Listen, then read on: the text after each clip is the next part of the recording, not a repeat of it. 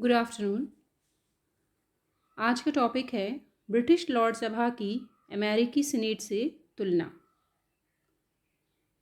Lord सभा और senate, Lord सभा ब्रिटेन का और सीनेट अमेरिका का, यूएसए का, दोनों ही द्वितीय सदन है, लेकिन कार्यों और शक्तियों की दृष्टि से ब्रिटिश लॉर्ड सभा जितनी निर्भर है, अमेरिकी सीनेट उतनी अधिक शक्तिशाली है।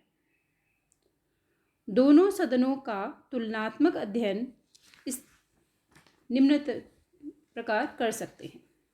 पहला, रचना के क्षेत्र में। रचना की दृष्टि से, यानी कैसे बनाया गया, रचना की दृष्टि से लॉर्ड सभा प्रमुख रूप से आनुवांशिक है, क्योंकि वहाँ हेरिडिटरी है, जो बन गए वो पियर्स के बेटे पियर्स होते, अर्थात उत्तराधिकार व्यवस्था पर आधारित एक कुलीन तंत्रीय सदन है। दूसरी ओर अमेरिकी सीनेट जनता द्वारा प्रत्यक्ष रूप से निर्वाचित सदन है, एक इलेक्टेड है, एक हेरिडिटरी है।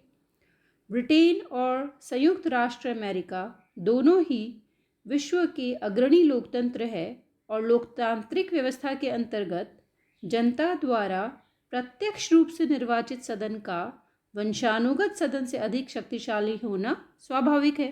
डेमोक्रेसी में यही होता है। रचना की दृष्टि से सीनेट लॉर्ड सभा की तुलना में एक सुगठित अल्पसंख्यक निकाय है, इसलिए वह अधिक प्रभावशाली रूप से अपना कार्य कर पाती है। सीनेट में 100 सदस्य है, जबकि लॉर्ड सभा 1080 सदस्यों की है। लॉर्ड सभा के बहुत ही कम सदस्य सदन में प्राय उपस्थित रहते हैं, जबकि सीनेट के सभी सदस्य सदन के कार्यों में भाग लेते हैं। अब हम देखते हैं विधायी क्षेत्र में, सेकंड हेडिंग में। साधारण विधेयक के संबंध में अमेरिकी सीनेट की शक्तियां निम्न सदन अर्थात प्रतिनिधि सभा के समान है। वहाँ पे जो हाउस ऑफ रिप्रेजेंटेटिव्स है उसके बराबर है सीनेट की शक्तियां। साधारण विधेयक किसी भी सदन में प्रस्तावित किए जा सकते हैं और दोनों सदनों द्वारा स्वीकार करने पर ही कोई विधेयक कानून बन सकता है। यह हाल यूएसए में।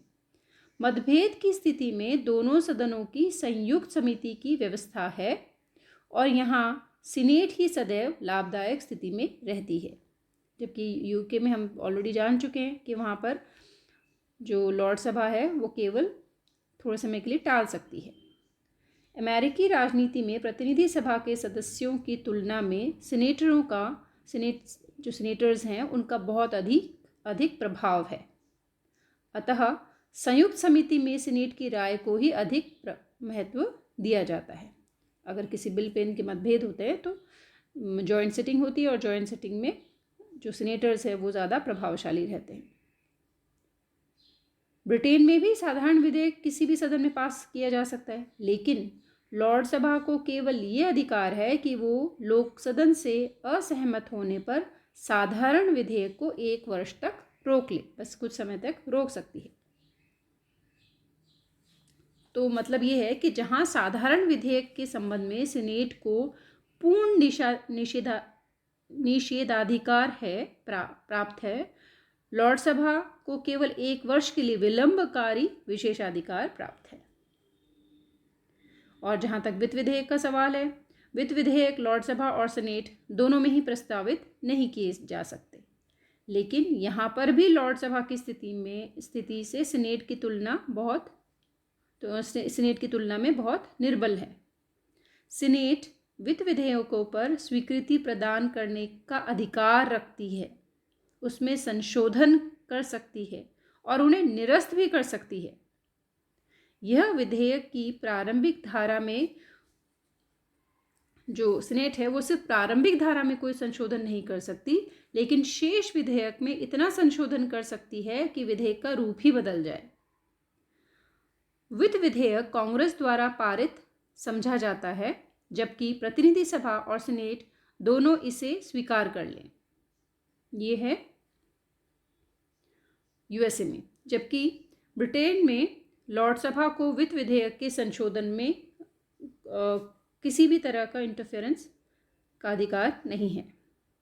वह अधिक से अधिक एक माह तक किसी भी वित्त विधेयक को रोक सकती है, और एक माह जब बीत जाता है तो वित्त विधेयक पारित समझा जाता है, सम्राट के अधिक हस्ताक्षर के लिए चला जाता है।